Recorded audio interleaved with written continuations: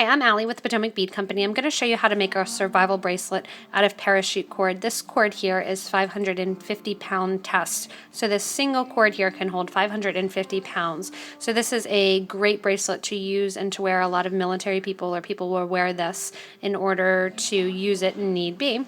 So what I've done is I've started to attach to my clip.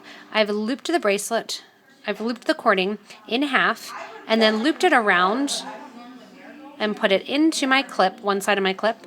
I'm going to take it around the clip and create a Larks head knot. And what that is it just grips onto the clip right here. I'm then going to take the other side of the clip, and I've already put it on one side of my paracord, but I'm going to run that to the length of my wrist that I want it to be, plus a little bit extra in cording. And I've put that through this cord here.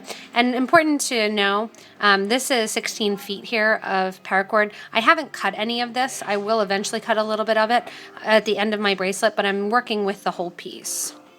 I'm then going to take the cording back through those other loops on the buckle.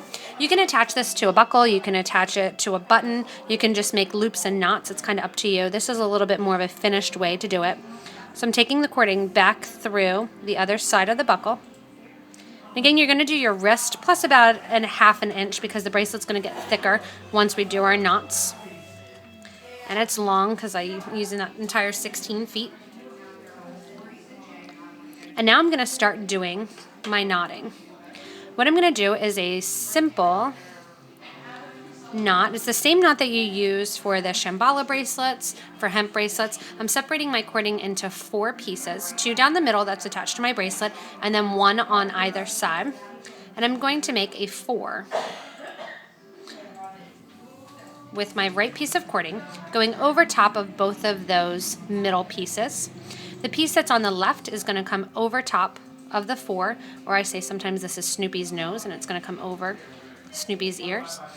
That left piece is going underneath and through the middle of the nose. And then you're going to pull it tight. And that's going to be your first knot. I'm going to do the same thing on the other side to lay flat. I make Snoopy's nose, or my 4.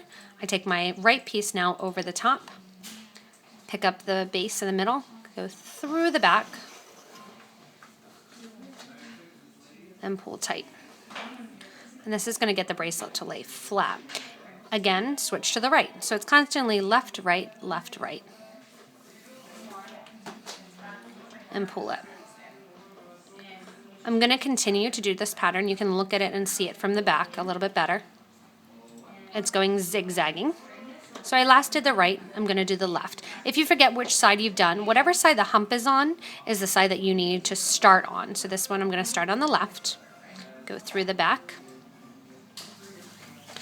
pull it out, and tighten it up.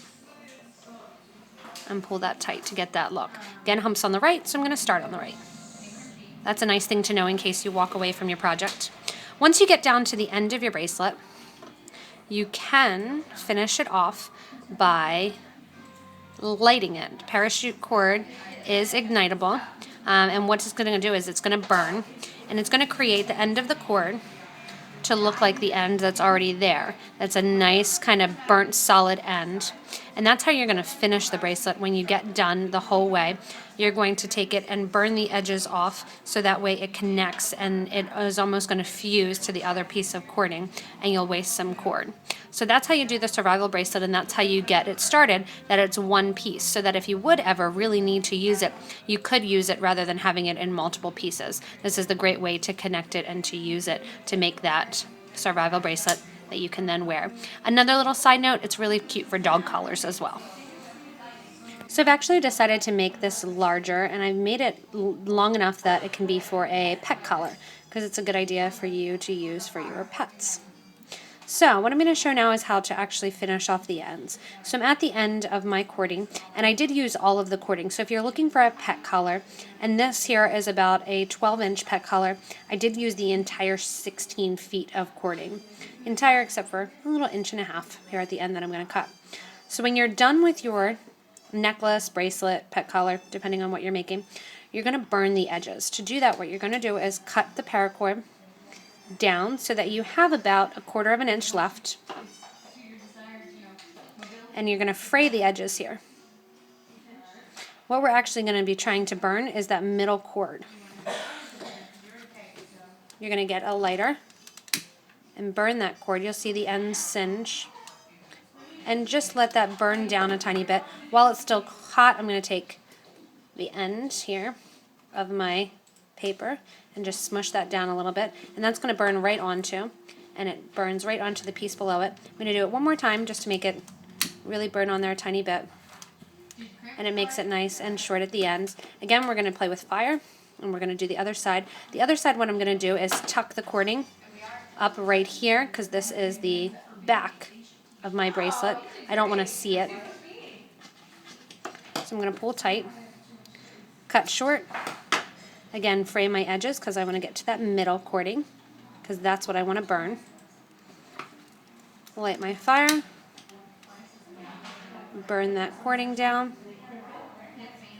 Keep burning. It does have a little bit of an odor that comes off. And I'm going to send that onto the cord that's below it. Do a nice burn end. And press it down a little bit while it's still wet. That's going to really secure it and hold it in. I'm actually going to do this other side a little bit more. Burn that on. And press it down. And there you have the end to the paracord bracelet. And you can, need be, actually use this for survival in the wild.